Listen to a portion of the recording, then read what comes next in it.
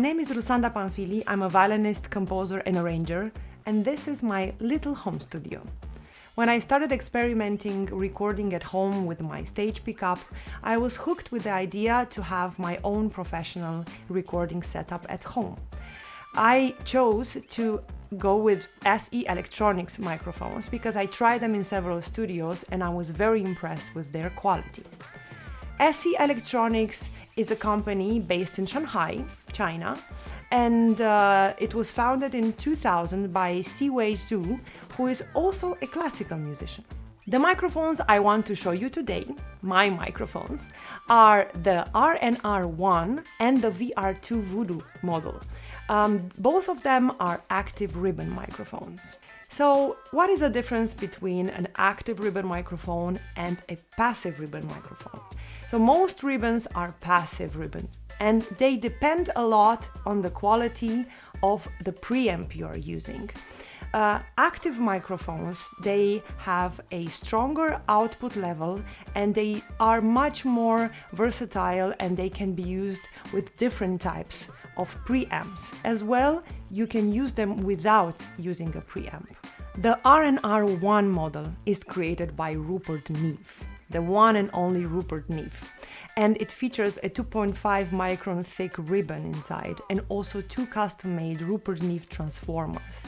This makes this microphone very unique on the market. For an active ribbon microphone, it has the capacity to catch also very high frequencies, which usually for a ribbon microphone is a little bit more difficult. The VR2 model, the VR2 Voodoo model by SE Electronics was created by the company's CEO, who is also a classical musician. So probably his understanding of music and how an instrument should sound like was playing a major part in the development of this active ribbon microphone. The typical characteristics of a ribbon microphone are the silky and dark sound. This is the sound that I love very much. It has to do with the way that the ribbon intercepts waveforms. These microphones were conceived in a way to catch all kinds of frequencies, especially to catch high frequencies. Even though they're sometimes a little muted on a recording, the ribbon microphone, the active ribbon microphone, has a great EQ, so you can always bring out those high frequencies while editing the recording. Another great attribute to an active ribbon microphone is that it's highly detailed without being oversensitive.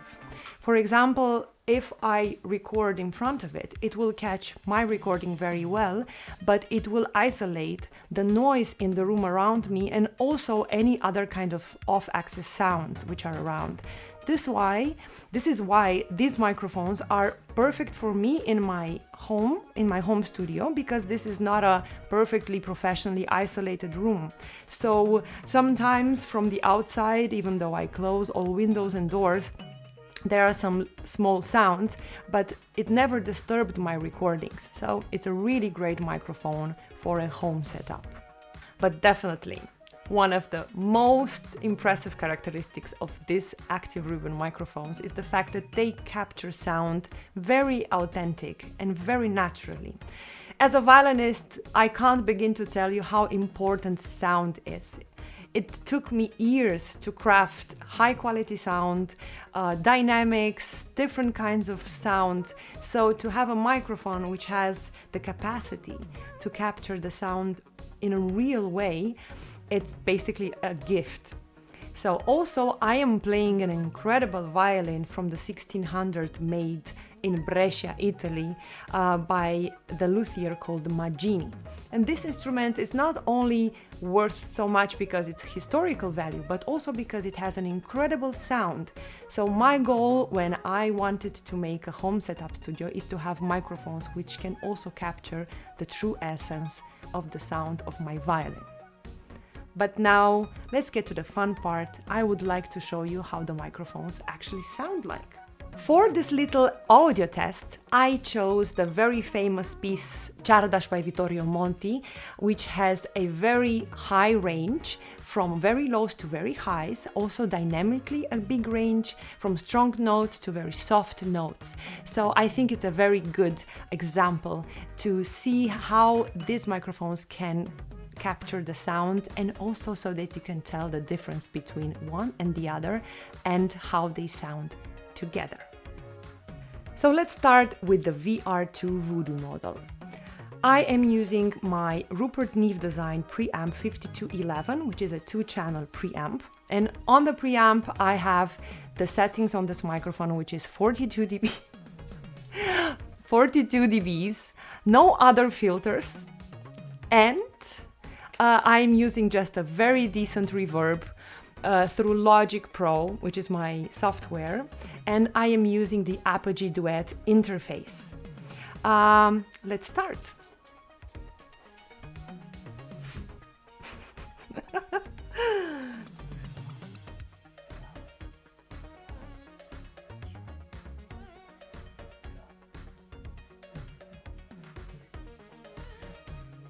The position I found to be best in my room, obviously each room is different and the acoustic in each room is very, very different. But for me the best was, when using the microphone individually, is to have it in front of me but at an angle of almost about 30-40 degrees to my right. And the height is just a little bit below my height. So let me show you how it sounds. Merge.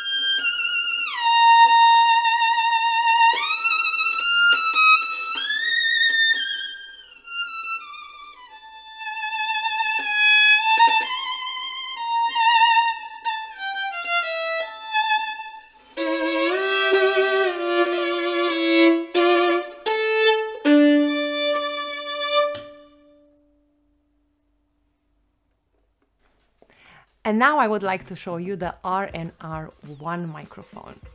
The settings on my preamp, I'm using obviously the same preamp by Rupert Neve, are 36 dBs, no other filters, as well phantom power. I'm keeping the same type of reverb and obviously same interface and same software. The position of the microphone is at my height, and also I am facing it directly. This is in my room the best position. I know that usually these microphones are used a little bit as overheads, so you just have to try out what is best for you in your special room. Let me show you how it sounds.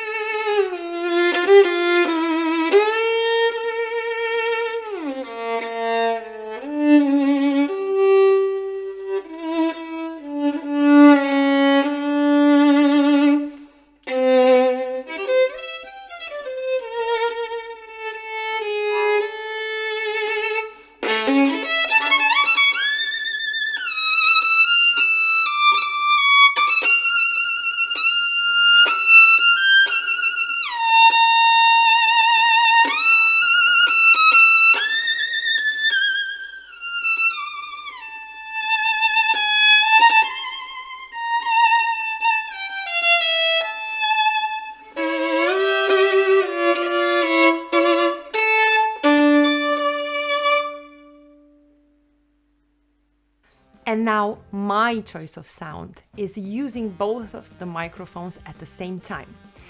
I changed the settings a little bit, which means I put down the dBs on the preamp for the VR2 at 36, which means both of the microphones will have the same strength. I'm keeping the same reverb, and I am positioning them right and left from me. I'm going away about a meter so that the sound kind of fills the room, and I'm actually using the microphones almost as a stereo pack. So let me show you how that sounds.